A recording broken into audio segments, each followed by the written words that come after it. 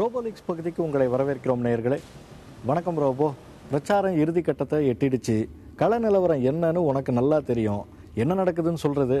உன்கிட்ட சொல்லாம வேற யார்கிட்ட சொல்ல போறேன்? பிரச்சாரங்கள் எல்லாம் பிரச்சனைகளோட தான் போகுது. என்ன சொல்ற ரோபோ? பிரச்சனைகளோட வா, கொஞ்சம் தெளிவா சொல்ல. நிறைய கட்சிகள் கிட்ட பிரச்சனைகள் இருக்கு. நேரம் குறைவா இருக்கிறதால இன்னைக்கு ஒரு கட்சியை பத்தி மட்டும் சொல்றேன். ஓகே, சொல்ல ஆரம்பி. கோஷ்டி பூசல்கள் நிறைஞ்ச கட்சின்னு எதை சொல்லுவாங்கன்னு உனக்கு தெரியும் இல்லையா?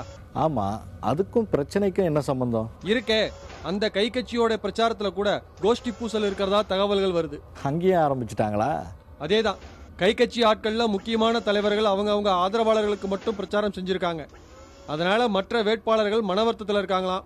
அப்போ கை கட்சி தலைமையாவது எல்லா வேட்பாளர்களுக்கும் ஆதரவா பிரச்சாரம் செய்யறாரா?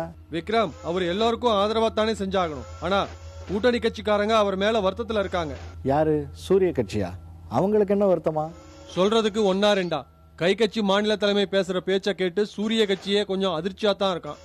அவர் பேசுற பேச்சு பல வாக்காளர்களை முகம் சுளிக்க வைக்கிற அளவுக்கு இருக்கான். அதோட அவர் சூரிய கட்சி வேட்பாளர்களை கண்டுக்கிறது இல்லைன்ற வருத்தமும் இருக்கான். சரிதான்.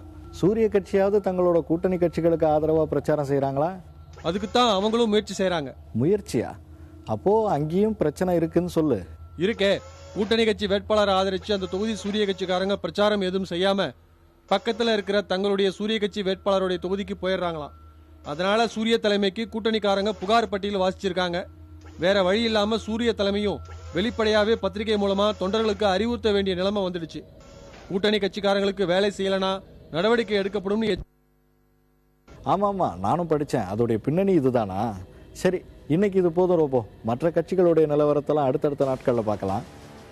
நன்றி நேயர்களே.